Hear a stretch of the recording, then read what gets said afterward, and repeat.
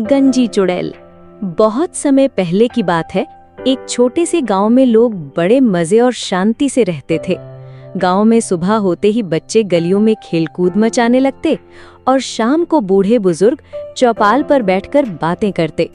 चारों तरफ हंसी खुशी का माहौल रहता था। लेकिन उस गांव के पास ही एक पुराना खंडहर था।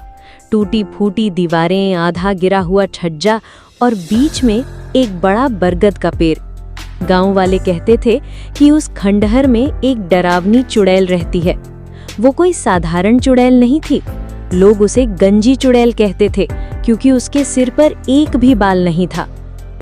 जब भी बच्चे खेलते खेलते उस खंडहर के पास से निकलते तो एक दूसरे को फुसफुसाकर डराने लगते, सावधान, कहीं गंजी चुड़ैल बाहर ना आ जाए। बच्चों के लिए ये एक तरह का खेल था, लेकिन असल में वो चुड़ैल सचमुच वहां रहती थी। उसकी गंजे सिर को देखकर गांव के बच्चे हंसते और चढ़ाते थे।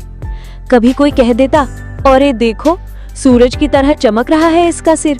तो कभी कोई कहता, अगर मच्छर बैठ जाए तो फिसल कर गिर जाएगा। बच्चों की बातें सुनकर चुड़ैल को बड़ा गुस्सा आता। हर रात जब पूरा गांव सो जाता तो गंजी चुड़ैल खंडहर से निकलती।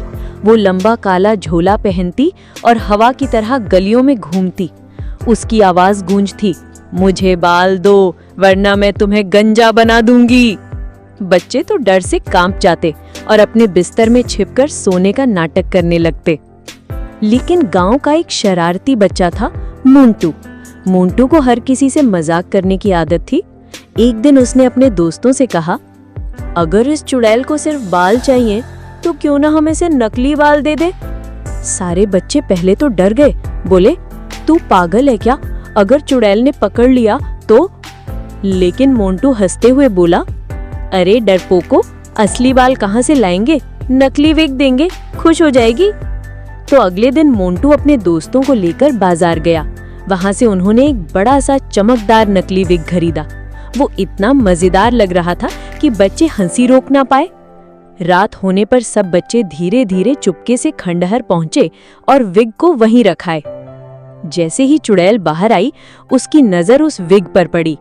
वो खुशी से चिल्लाई, अरे वाह, आखिरकार मुझे बाल मिल गए। उसने जल्दी से विग अपने सिर पर लगाया और पास में पड़ा हुआ टूटा हुआ आईना उठाकर देखने लगी। आईने में खुद को देखकर वो फूली न समाई। वाह, अब मैं कितनी सुंदर लग रही हूँ। वो खुशी खुशी कूदने और नाचने लगी। लेकिन तभी जैसे ही उसने जोर से छलांग लगाई, विग उसके सिर से उड़कर पास के पेड़ पर जा अटक गया। बच्चे जो दूर छिपकर तमाशा देख रहे थे, जोर जोर से हंसने लगे। हा हा हा, देखो, गंजी चुड़ैल फिर से गंजी हो गई। चुड़ैल गुस्से से लाल हो गई और बच्चों को पकड़ने दौड़ी। बच्चे भागते भागते गांव के बुजुर्ग दादाजी के पास पहुंचे। सांस फूलते हुए बोले, दादाजी दादाजी, गंजी चुड़ैल हमें पकड़ लेगी, जल्दी कुछ करो। दादाजी मुस्कुराए और बोले, डरो मत, ये चुड़ैल बुरी नहीं है। इसका राज बस इतना है कि ये बाल चाहती है। अगर इसे सच में बाल मिल जाए तो ये कभी किसी को परेशान नहीं करेगी।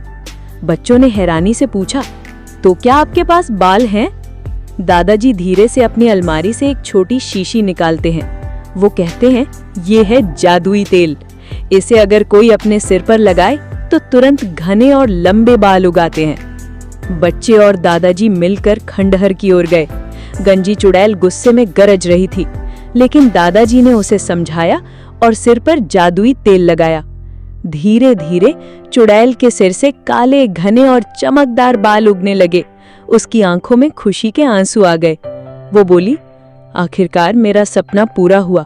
अब मैं किसी को नहीं डराऊंगी। उस दिन से चुड़ैल ने गांव वालों से माफी मांगी और वादा किया कि अब वो किसी को डराएगी नहीं, बल्कि गांव की रक्षा करेगी। वो गांव की दादी जैसी बन गई और बच्चे उससे बातें करने लगे।